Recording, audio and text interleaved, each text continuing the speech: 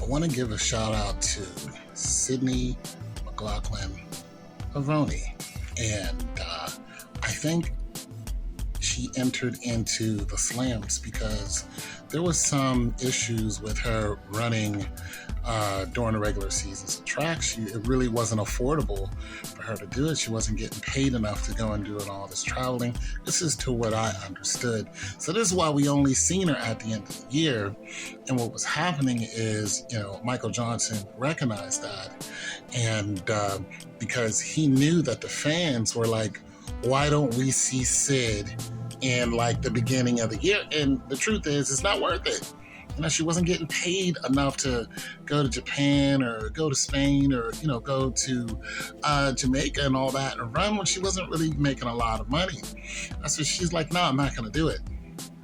And I completely understand that. Even Gabby Thomas said that a lot of times we're not practicing on a big track, a state of the art. We're practicing on the sidewalk somewhere. And so I'd like to give a shout out to Michael Johnson and, all the runners and everybody who came out, but especially Sid, because Sid entered into races we don't usually see her. We seen her in the Open 100. She ran like an 11.2 or something like that. Came in second. Big ups. We seen her in the 100 hurdles. She came in fifth, I believe. Big ups. We still love it. We still love it because we've been wanting to see this for years. And I'm going to say this. As a track enthusiast, I've been running and been watching for a long time. I don't really pay that much attention to the hurdles, men or women's. But Sid dragged us into the women's hurdles, kicking and screaming, and her battling Dalilah Muhammad, and those were good battles. So we were there to see it. But now that Dalilah Muhammad isn't her competition, nobody is. Like, no.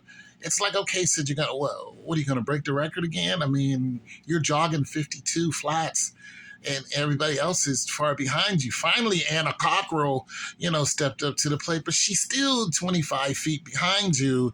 And the big rivalry that we was hoping for during the Olympics, with Fem Cabot, love Fem Cabot, but she came in third and she was exhausted from running hard all year. They just overused Fem Cabot. So by the time she got the Olympics, she had runner's fatigue. And she wasn't going to catch Sid. Anyway, nonetheless, we've seen Sid in the Open 4. We know Sid can run a 48 split. She can run a 48 flat 400. She is probably going to break Sonia Richard-Ross's record, and Sonia knows this. And now that Sid has stepped down into the short sprints, I even think we've seen her running a 60 open or a 60 hurdles. She's going to build that speed up, and she's going to just, Sonia's record is going to go.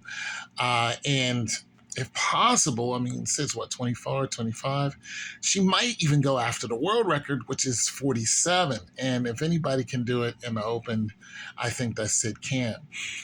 I am going to put in my request. What I would like to see next out of Sid is I want to see her in the Open 4, but I want to see her race Sawar Nasser and Batgirl herself, Paulino.